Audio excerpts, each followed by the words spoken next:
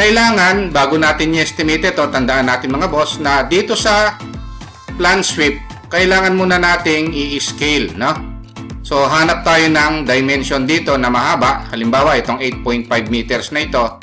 O, click natin yung scale button, no? Yung icon na ito. Tapos, since metric tayo, naka-meter, metric ang kunin natin. Pag English naman, itong standard, no?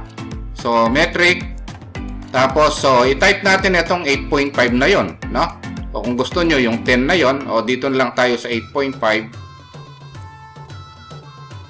Ayan. Then, dapat naka-meter yan, kasi meter ito.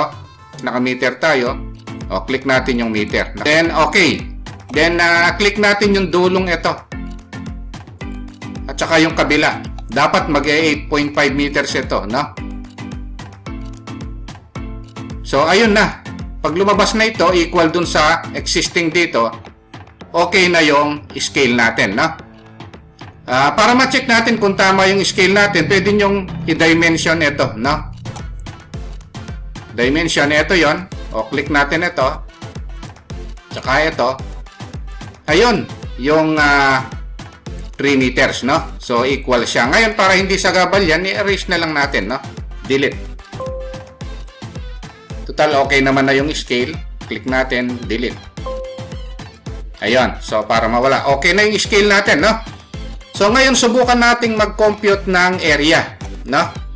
So, halimbawa, kukomputin natin yung area ng bedroom, no? Dito sa plan sweep. Meron naman tayong area icon dito, no? So, click natin yung area. Lagyan lang natin ng name, no? Halimbawa, bedroom. Area. Yan, no? Bedroom area. Anong kulay ng fill dito? So, halimbawa, ang gagamitin natin, ito. Brown. Then, yung okay ko lang. Tapos, so, pipindot na tayo rito. Ang kagandahan pag nag-click tayo rito, sa mga corner dito, ayun. Then, pag i-stop mo na, right-click, stop. Okay, so mako-compute na niya itong area ito.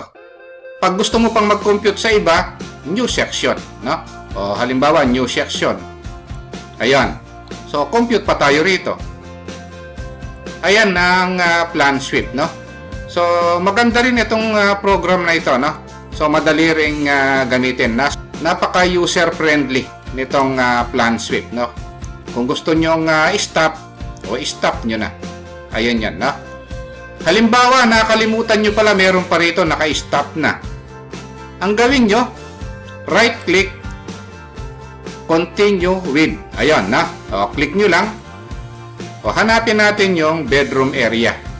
So, ito yung bedroom area, then okay. So, o, tuloy tayong mag-compute dito. Ito na yan, na. So, ito total niya yung area. Kung ilang square meter yan, right-click, stop. Ito, 25.3 square meter. Ayan, no? Yung tatlong ito. Okay? So, ang susunod na gagawin natin, kung meron pang area ang kukomputin, o halimbawa, itong TNB, o pindutin lang natin yung area. Ito yan, no? TNB. Napakadaling gamitin nitong plan sweep, no, sa pang-estimate. User friendly rin ito, no. Tapos okay natin. O click natin ito. Yung mga corner, no. Right click, new section kung meron din sa kabila. So ayan yung area sa plan sweep, no.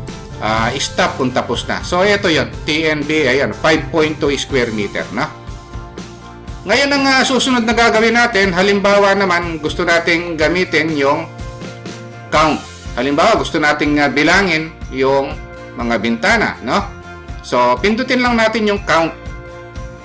Ang kagandahan nitong count na ito, hindi na kailangang mag-memorize tayo o tandaan yung bilang. So, ang maganda, yung plan sweep na ang co-compute, no? So, pick yung count. Tapos, halimbawa, Windows. Ayan. So, anong kulay? Pwede rin natin iset yung kulay. Halimbawa, black. Anong shape, no, ng pang-count natin?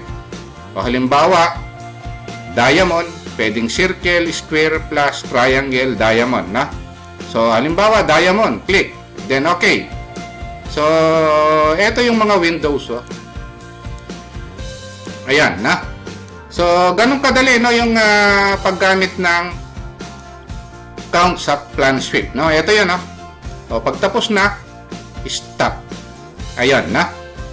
Ngayon, kung gusto natin bilangin din yung doors, o count uli, o doors, tapos, kung ito na yung kulay, gusto naman natin ngayon is square, tapos, okay, o, yung mga pinto naman, so, ito yon.